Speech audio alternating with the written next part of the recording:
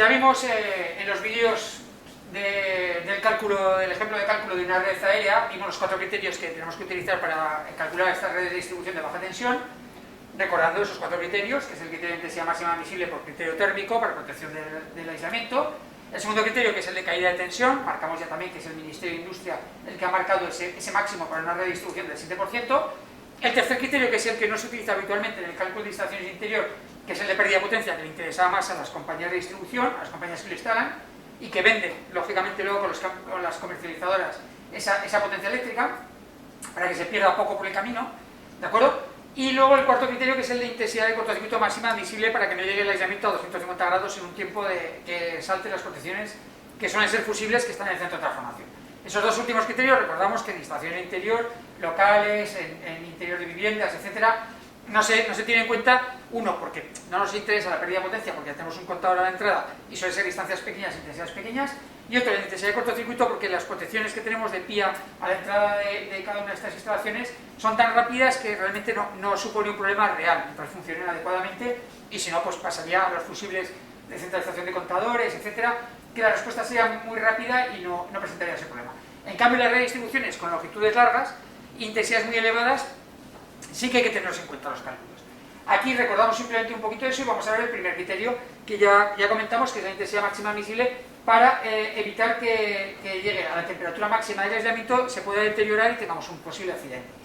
Recordamos, en este caso, en esta red subterránea que vamos a calcular, que el aislamiento es XLP, con lo cual aguanta 90 grados, eso lo tendremos que tener en cuenta luego más adelante en caída de tensión, respecto a las tablas que vamos a trabajar de intensidad máxima admisible.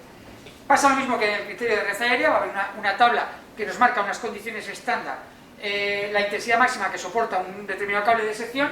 Lo que tenemos que saber es cuál es esa intensidad que va a circular. Datos de este primer criterio, pues tenemos una instalación de 100 kilovatios con un factor de potencia de 0,85, ¿vale? Y luego nos dan una serie de datos sobre la instalación. ¿Cómo va a ser esta instalación? Va a ser muy diferente a una red aérea. La red aérea normalmente tenía dos tipos de instalaciones, aunque la tabla ya nos vale para los dos, los posadas y aéreos, y sobre todo específicamente nos separaban 3 puestos al sol y protegedores del sol. Aquí no, al ser subterránea se trabajan más condicionantes. En concreto, uno de ellos es la temperatura que va a tener el terreno donde está enterrada esa línea, ¿de acuerdo? Le pasa lo mismo que en el aéreo con la temperatura del ambiente. En este caso nos están dando 20 grados, la temperatura a la cual está enterrado el cable. Luego también hay una resistencia térmica del terreno, de 2 Kelvin metro vatio.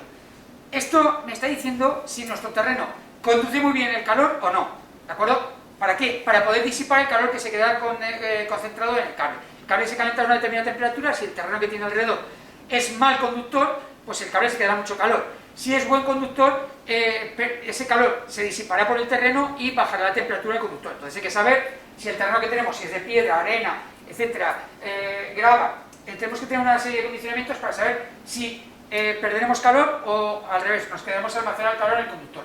Luego también la profundidad a la cual está enterrado. Importa, porque cuando vamos bajando, ¿de acuerdo?, el calor del terreno es cada vez mayor. Cuanto más profundo montemos un cable, más calor se queda en el cable, porque el terreno está más caliente, ¿de acuerdo? Entonces tiene importancia que esté más profundo o menos profundo. Y por último, uno que ya también teníamos en redes aéreas, es líneas agrupadas cercanas, ¿de acuerdo? En este caso tenemos 3 líneas, con la nuestra ya, teniendo en cuenta esa, que están a 40 centímetros de distancia entre ellas, ¿de acuerdo? Hay unas distancias estándar que son en contacto, a 20, a 40, etc. Nosotros nos dice que va a haber 3 líneas, o sea que ya hay 2 más, que están a 0,4 metros, 40 centímetros de distancia entre ellas, ¿de acuerdo? Hay que tener esos condicionamientos en cuenta. Esto será luego para hallar los factores de corrección, pero con nuestros datos iniciales tenemos que hallar la intensidad que va a circular en condiciones normales si fuera toda la potencia. Recordamos que la forma de utilizar la de potencia activa, en este caso como es trifásica, tenemos la fórmula que despejamos la intensidad. La potencia activa sería raíz de 3 por U, la tensión de línea por la intensidad de línea y por el coseno, despejando la intensidad. Potencia activa partido por raíz de 3 por la tensión por el coseno. En este caso nos da 100 kilovatios, 100.000 vatios, partido por raíz de 3 la tensión al ser trifásico es 400 voltios y el coseno es 0,85. ¿De acuerdo? Entonces, con estos datos nosotros vamos a sacar la intensidad que va a circular por nuestra instalación en el peor caso posible. El peor caso posible, recordamos, que será exactamente cuando cuando está pidiendo toda la potencia de la estación. Esa potencia no va a ser siempre la que está circulando, pero claro, tenemos que tener en cuenta el caso peor, que es lo que vamos a hacer ahora. Eso nos supone una intensidad de 169,88 amperios. O sea, en el momento peor, si toda mi instalación está siendo alimentada, va a circular 169,808 amperios. Ahora vamos a hacer lo mismo que nos pasa en la red aérea. Tenemos que ir a las tablas que nos aportan para hacer los trabajos, el reglamento electrotécnico de baja tensión, para hacer los trabajos de redes subterráneas, tenemos que ir a la tabla a sacar qué sección aguanta estos 169,808 amperios que tenemos en este tipo de problema. Y lo vamos a ver ahora en esas tablas. Bueno, aquí tenemos la tabla estándar para las intensidades que nos permiten los conductores por sección en cables enterrados, ¿vale? En redes de distribución de baja tensión subterráneas. Ya vemos que nos está marcando tres columnas diferenciadas, ¿de acuerdo? Vamos a empezar a leer desde la parte superior. Nos dice que son cables de distribución tipo RV o de aluminio XZ1. Si lo vemos, recordamos un poquito que la red aérea son RZ, la Z es cable trenzado de pared, y la R, que el aislamiento que lleva es reticulado. Solo lleva un aislamiento, aunque realmente hace dos funciones, el eléctrico y el mecánico. En cambio, en este tipo de canalizaciones nos marca un RV. El RV, recordamos que esas dos letras que nos está marcando el aislamiento que lleva un conductor eléctrico, la primera es el aislamiento eléctrico y la segunda es el aislamiento mecánico. En este caso, una R nos está marcando el reticulado, es el aislamiento eléctrico, y una V nos está diciendo PVC, que es el aislamiento que está encima del recubrimiento mecánico de protección. Un XZ1 es algo similar, esta X nos dice que es de alto módulo, ¿vale?, de reticulado, y el Z1, no confundir con la Z solo, que es el trenzado, el Z1 es poliolefina, ¿de acuerdo? Incluso la S pues tiene protección contra incendio, riesgo de incendio y baja emisión de humos, ¿vale? De 0,61 kV, cables soterrados y cables en galerías subterráneas. Nos marca esta tabla, que es la intensidad máxima admisible en amperios, aislamiento de XLP, todo es XLP, el aislamiento de XLP nos viene muy bien en redes subterráneas, ¿vale? No se utiliza tanto en redes aéreas por el cambio de temperatura, de tener el sol o no el sol, ¿vale? Esos cambios de temperatura le perjudica bastante, es mejor utilizar otros aislamientos.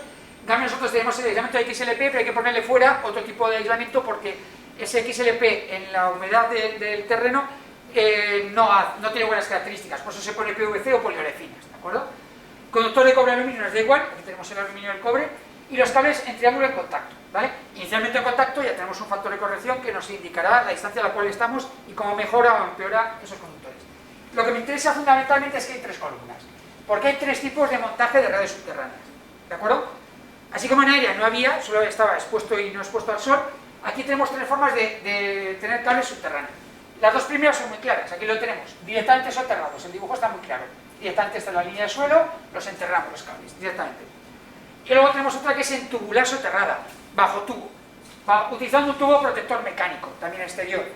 Este tipo de instalación se utiliza en algunos sitios donde el riesgo mecánico es más elevado, por ejemplo donde se pasan carreteras de alto nivel de tráfico, de mucho peso por camiones, es obligatorio colocar esta protección mecánica exterior. Protegemos más mecánicamente, pero empeoramos en intensidad. Cuando ponemos este tipo de tubo, lógicamente el calor lo transmite peor a los conductores, con lo cual la intensidad que puede circular con las mismas condiciones directamente enterrado o bajo tubo, vemos que es menor. O sea, la misma sección directamente enterrado permite 95 amperios y aquí permite 82. ¿Vale? ¿Pero qué mejoramos? Pues la protección mecánica, que es obligatoria en algunas posiciones. Estas dos son bastante claras de cuál vamos a utilizar. Nosotros en nuestro ejercicio estamos utilizando directamente soterrado. La tercera es la que es un poquito diferente. La tercera nos marca al aire protegido del sol. Esto es un poco raro, porque realmente los conductores van a ir al aire, no están enterrados físicamente. Lo que sí que van a ir es en una galería o en un pasillo. O sea, todas aquellas instalaciones que va el cable al aire, pero que no tiene una salida del calor directamente al ambiente, sino que está en un sitio cerrado, con lo cual el aire no se renueva, las se considera subterráneas. Y la tabla de subterráneas de ese tipo de instalaciones está aquí, en nuestra tabla de conductores subterráneos y redes subterráneas, ¿de acuerdo? ¿Se podría haber colocado en el aire? Sí, pero la normativa la ha puesto así, simplemente la tenemos que tener en cuenta. Están las tres columnas, directamente enterrado bajo tubo y directamente al aire en galería, pasillos, etc. ¿De acuerdo? Cada uno, aquí lo único que hay que tener la particularidad de que estas dos están enterradas, tienen 4 factores de corrección, ¿vale? Y en cambio la que está al aire, en galerías, tiene solo 2. Más sencillo porque solo va a tener la temperatura ambiente del aire cerrado que no se mueve y va a tener el agrupamiento que tienen estos conductores de acuerdo por bandejas. Solo tiene 2 factores de corrección. En cambio, estas dos tienen 4 factores de corrección. La temperatura del terreno a la cual lo vamos a enterrar. Luego tienes, por supuesto también como nos pasa en otro, el agrupamiento y a qué distancia están los conductores enterrados, a 20 centímetros, 40, en contacto, etcétera. La resistividad térmica del terreno, que es aquella, saber si nuestro terreno transmite muy bien el calor o no lo transmite muy bien el calor, con lo cual la temperatura del conductor bajaría si transmite muy bien el calor. En cambio, si transmite mal el calor, con piedra y demás, pues se quedaría más caliente el conductor y permitiría menos intensidad en lo que tenemos. Y por último, la profundidad a la cual lo vamos a enterrar. Recordamos la profundidad, cuanto más profundo esté el conductor, más calor hace, con lo cual más se calentará ese conductor. Esos 4 factores de corrección. ¿Eso dónde lo podemos ver? Si lo vemos aquí en la tabla parte inferior, me está diciendo que esta tabla se ha calculado empíricamente por experimentos con estas secciones en aluminio y en cobre para estas características. Estándar, lo que llama condiciones normales o estándar. Se ha hecho para una temperatura del terreno de 25 grados, se ha hecho para una temperatura del ambiente de 40, sería por supuesto la tercera columna, y se ha hecho una resistencia térmica del terreno en Kelvin metro vatio de 1,5 y una profundidad de 0,7.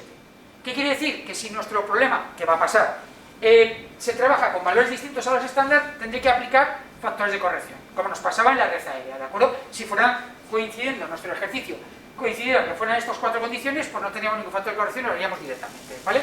En el problema que tenemos ahora marcado, nos está marcando que es un directamente enterrado, y digamos esta primera tabla, y nos marca una intensidad de 169,808 amperios. Y empiezo a bajar por aquí, en aluminio, 169 está aquí. Hay un cable que aguanta 200 amperios, que sería nuestro caso, y es el cable de 95. Y eso es lo que vamos a tener en cuenta. Por ahora cogemos el dato del cable de 95 milímetros cuadrados, 200 amperios, y es el que vamos a empezar a trabajar con los factores de corrección. Bueno, vamos a ver los factores de corrección de nuestro ejercicio. En las mismas tablas que nos vamos a utilizar para los problemas, ¿de acuerdo? Van a aparecer esas tablas de factores de corrección. Distintas, hay que tener en cuenta, tener muy claro qué tablas se tienen que utilizar y cuáles no, ¿de acuerdo?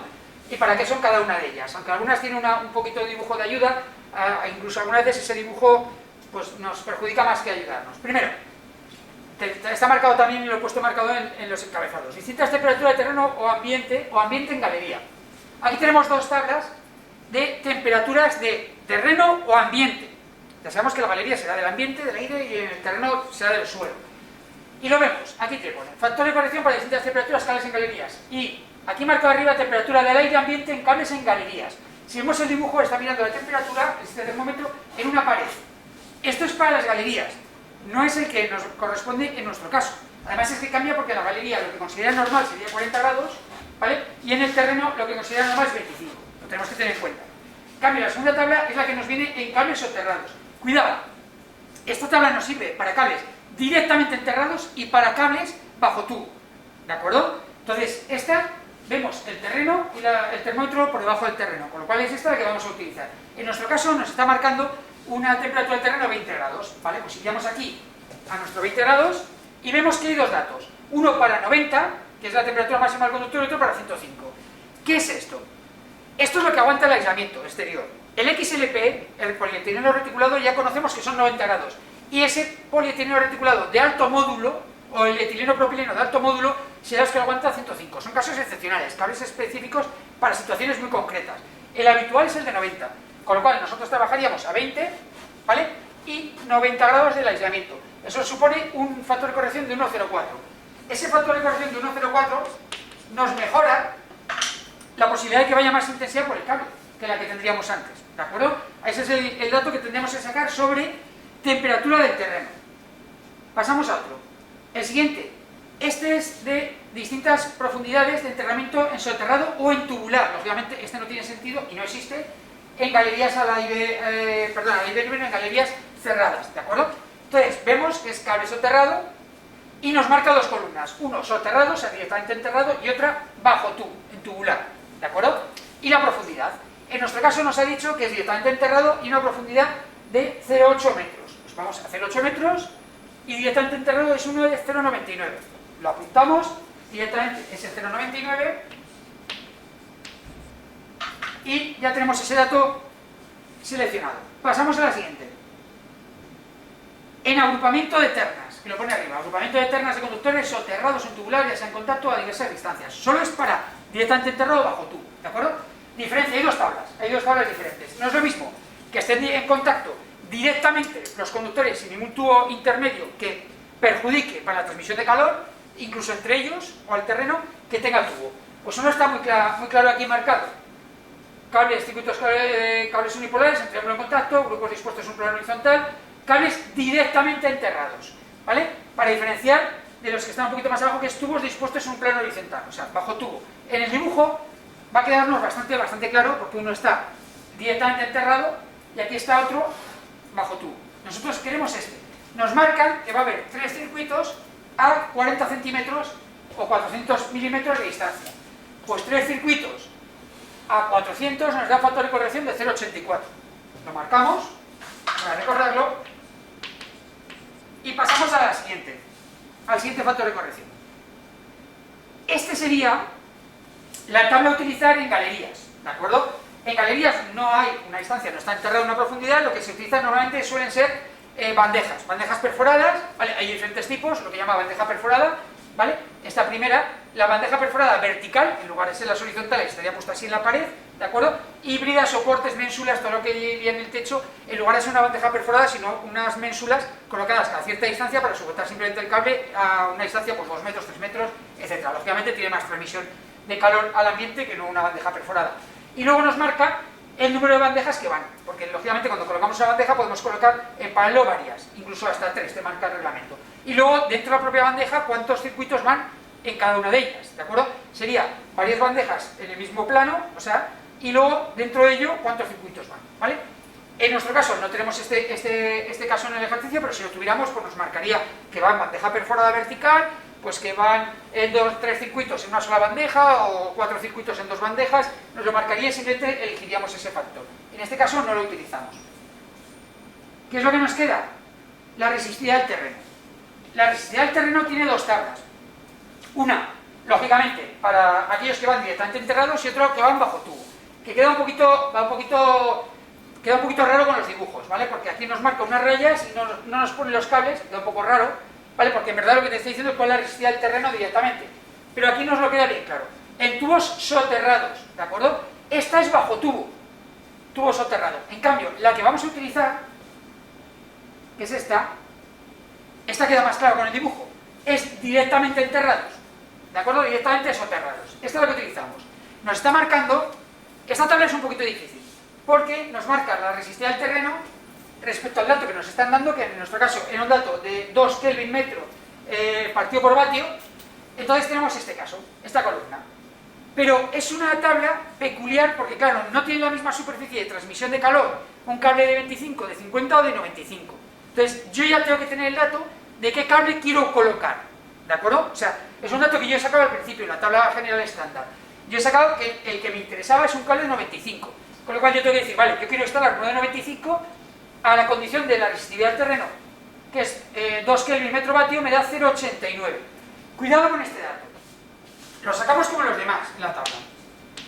Precisamos un dato básico inicial, que es qué cable quiero colocar, cosa que en los demás factores de corrección no se utiliza.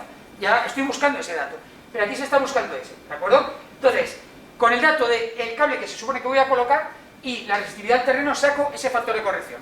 Problema, si yo aplico el factor de corrección y por algún casualidad, que puede pasar, el cable de 95 no me funciona, no me vale, ¿vale? Porque la intensidad pues va a pasar más. Al pasar al siguiente cable, que sería el cable de 120 o el de 150, tengo que volver otra vez a esta tabla a cambiar el dato, ¿de acuerdo? Porque claro, habrá cambiado porque tengo más superficie. En este caso, por ejemplo, si vemos, a 95 tendríamos 0,89, pero a 120 tenemos 0,88 y a 150 0,88. Habría que cambiar porque el factor de corrección total cambiaría un poquito, ¿de acuerdo? Normalmente no afecta mucho ese cambio, pero habría que volver a recalcularlo. ¿Qué es lo que vamos a hacer primero ahora? En calcular el factor de corrección total con todos estos datos que hemos visto poniéndolo en el problema. Bueno, aquí ya tenemos en la pizarra todos los datos que hemos sacado del factor de corrección. De temperatura del terreno 1,04, de la resistividad térmica del terreno 0,89, de la profundidad 0,99 y de las 3 líneas agrupadas a 400 milímetros o 40 centímetros o 0,4 metros, 0,84. Multiplicamos todos y nos va a dar un valor de 769 de factor de corrección total. Ahora viene el problema que ya habíamos comentado para la red aérea.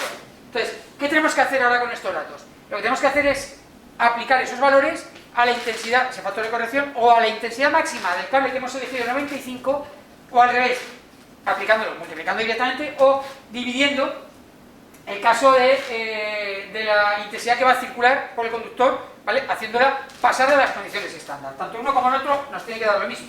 Lo que voy a hacer es borrar los datos de los factores de corrección para tener más hueco y poderlo verlo mejor, ¿de acuerdo? Y vamos a hacer los dos criterios, ¿vale? Dejo aquí guardado el 0,769, los dos criterios. Ahora sería, si lo aplicamos a la intensidad máxima del cable con nuestras condiciones, ¿qué habría que hacer? Pues hemos elegido cable de 95, de 200 amperios, pues a 200 amperios hay que multiplicarlo por el factor de corrección total, que sería 200 amperios por los 0,769 para ver cuánto aguanta de verdad el cable de 95 en mis condiciones. Si aguanta 153,945 amperios.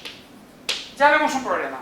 O sea, ese cable de 95 en nuestras condiciones ya no aguanta 200, aguanta 153,945. Ya veo que es menos que lo que va a circular. Pues aquí tenemos un serio problema. No vale el cable de 95 milímetros. No vale ese cable de 95. ¿De acuerdo? Ya tenemos el problema. También lo podríamos hacer con el otro condicionamiento, que es dividir 169, o sea, la intensidad que va a circular, los 169 con 808 amperios lo divido para el factor de corrección, 0,769, y me da 220,81, que lo comparamos con los 200 que aguantaba el cable y vemos que tampoco aguanta. Tanto en un criterio como en otro no vale el cable de 95. Aquí tenemos un problema, ¿de acuerdo? Porque si no vale el cable de 95, ¿qué es lo que tenemos que hacer? Tenemos que subir al siguiente cable, ¿de acuerdo? Como no vale, solución, ¿vale? El cable de 95 no vale, que es lo que teníamos antes. La solución es subir a cable de 150 milímetros cuadrados. ¿De acuerdo? Ese cable de 150 milímetros cuadrados tiene una intensidad máxima, que lo vamos a sacar sin tener que pasar otra vez por el proyector, ¿de acuerdo? De 260 amperios.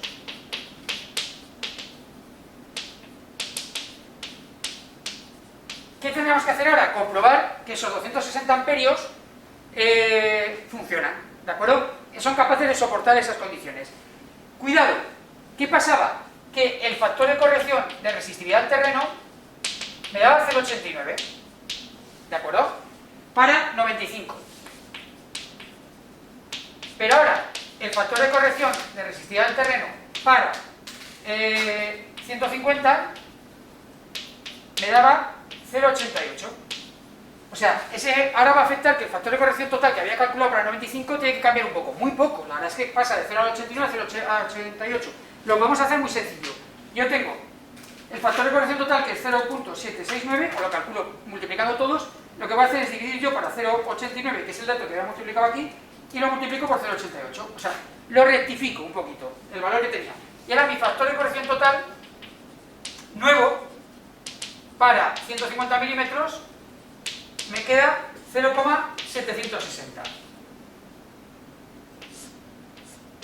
¿Vale? Me sale un nuevo factor de corrección total para 150 milímetros, 0,760.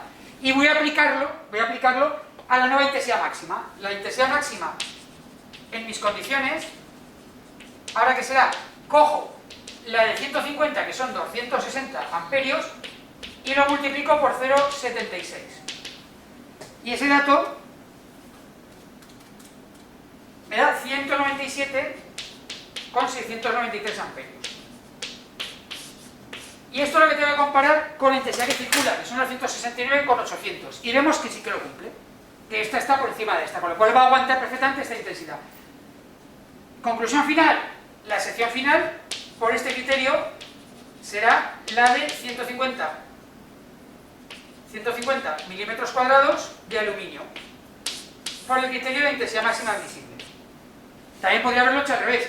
Podría dividir los 169 con 808 por 0,76, ver que me da sobre unos 200 y algo, y que está por debajo de los 260 que aguanta mi cable de 150, y las dos condiciones sería suficiente como para aceptarlo en este criterio. Y con esto habríamos terminado y habríamos sacado la sección necesaria para el caso de primer criterio de intensidad máxima admisible, criterio térmico.